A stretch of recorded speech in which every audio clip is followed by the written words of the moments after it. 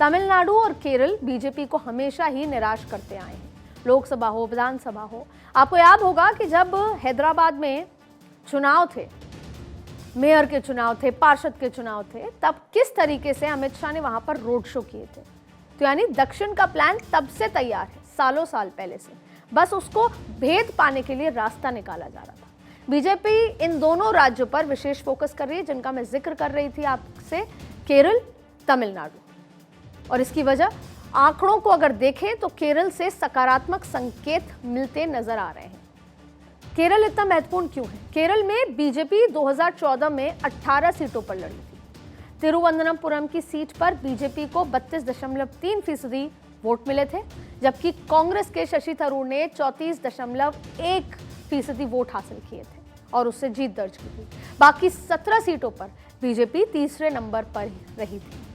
कुल मिलाकर बात करें तो कुल 10.5 अगर बात करें प्रतिशत वोट मिले हैं। तो यानी साल 2019 में बीजेपी को 14 सीटों पर चुनाव उन्होंने लड़ा और बीजेपी को 13% वोट मिले। तिरुवनंतपुरम में पार्टी फिर दूसरे नंबर पर रही, लेकिन वोट प्रतिशत कम होता रहा और फिर होकर 31.3% रह गए।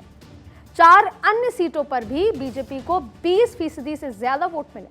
तो जो कहीं ना कहीं अच्छे संकेत मिल रहे हैं, इन आंकड़ों के माध्यम से मिल रहे हैं कि वोट शेयर, वोट परसेंटेज बढ़ रहा है। अब त्रिशूर में 28% और पाटन मिथिटा में 29% और आटिंगल में 25% वोट मिले थे। और दक्षिण के लिहाज से, भाजपा के लिहाज से ये अच्छे संकेत हैं।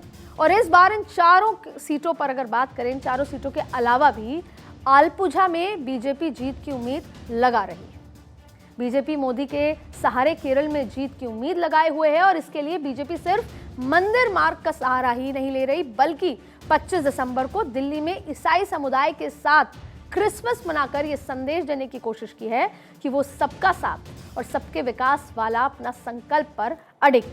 केरल में 45% ईसाई और मुस्लिम वोट हैं और 55% हिंदू वोट हैं, लेकिन उत्तर के मुकाबले कांग्रेस और लेफ्ट का गठबंधन यहाँ काफी मजबूत है।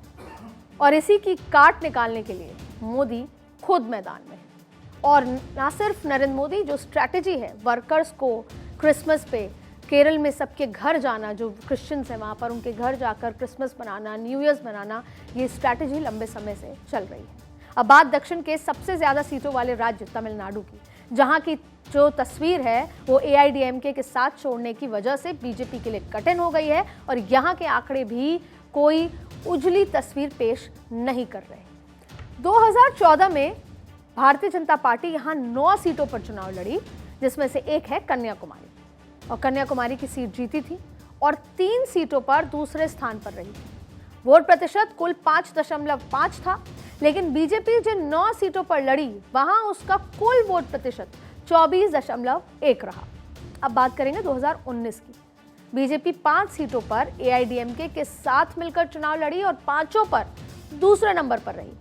इन 5 सीटों पर उसका वोट प्रतिशत रहा 28.8%। लेकिन कन्याकुमारी में 2014 में जो वोट प्रतिशत था वो था 37.8 और वो घटकर हो गया था 35.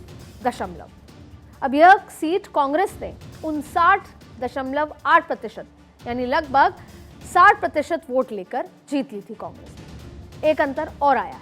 2014 में जहां बीजेपी ने 7 विधानसभा क्षेत्रों में बढ़त बनाई और 21 में दूसरे नंबर पर रही थी, लेकिन वहीं 2019 में किसी विधानसभा सीट पर बीजेपी की बढ़त कायम नहीं रही थी। फिर भी बीजेपी की निगाहें इन 3 सीटों पर बनी हुई है, वो है कन्याकुमारी, कोयंबटूर और रामनाथपुरम। और यहाँ पर नजर बनी इसलिए है कि कहीं ना कहीं बेहतर संकेत बीजेपी को मिल रहे हैं।